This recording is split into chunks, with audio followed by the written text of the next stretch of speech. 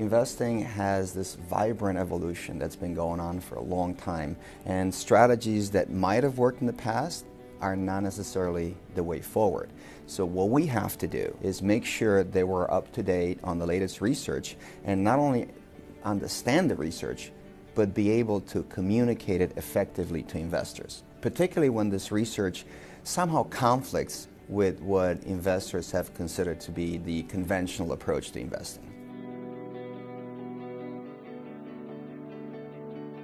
So what I wanted to share with you this afternoon are basically two ways that you can invest your own money. And the first approach is what I consider to be much more of a conventional approach to investing, and this is where I started as an investor. And the cornerstone belief of that investment system was that in order to be a successful investor, you need to have the ability to predict what's going to happen to the market, where are the interest rates going, what's the next hot stock. There was a time when the best performing stock in my portfolio was a moving company, and that moving company happened to have gone up in price from $3 a share to $70 a share.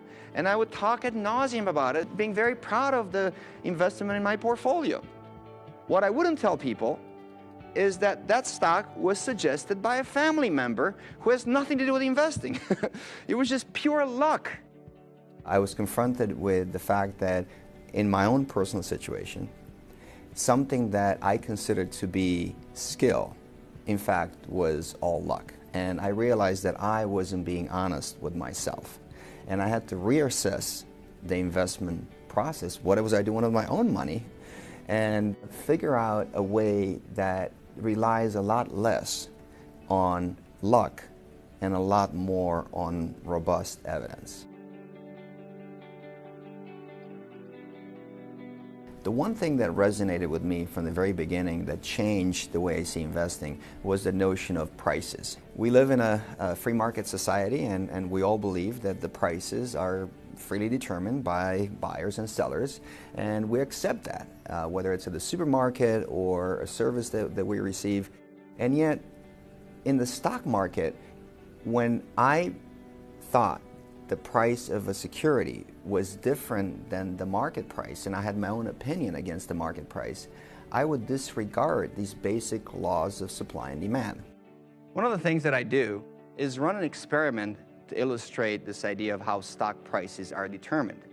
What I do is I bring a jar of jelly beans, and as people walk in the room to attend the seminar, I ask them to write down on a piece of paper their estimate, their guess of how many jelly beans are in the jar. When the advisor averaged all these estimates, all these guesses from the people who came in the room, the average of all of them was 1,653. We knew the actual number was 1,670. No person, no one individual got closer to the actual than the average of all the entries. And in a sense, this is what the stock prices are trying to do. So believing that the markets do a good job at incorporating all these expectations and knowledge that people have, it's cornerstone to this system of beliefs. And that frees you up from going around and trying to pick stocks and trying to make predictions that might or might not work out.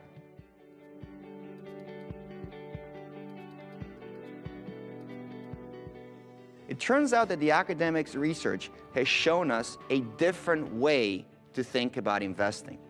Instead of looking at individual stocks, the focus of the academic research has been on understanding the behavior of an entire basket of stocks.